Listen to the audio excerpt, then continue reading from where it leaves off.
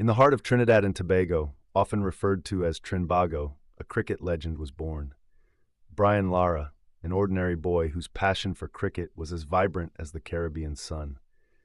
Our journey takes us through the narrow lanes of Santa Cruz, his birthplace, to the magnificence of the cricketing world. In this story of triumph, we will explore his humble beginnings, the rusty cricketing gears, the first bat, and the bumpy local fields that were his first training grounds. It's not just about the runs he whipped off his bat or the records he shattered, but the indomitable spirit that pushed him beyond his circumstances. Images of a young Lara practicing relentlessly under the tropical sun, coupled with anecdotal stories from friends and family, highlight his ambition, his drive, and the sacrifice it took to elevate from a local boy to a world-renowned cricketer. Follow us as we delve deep into this extraordinary journey from Trinbago to triumph.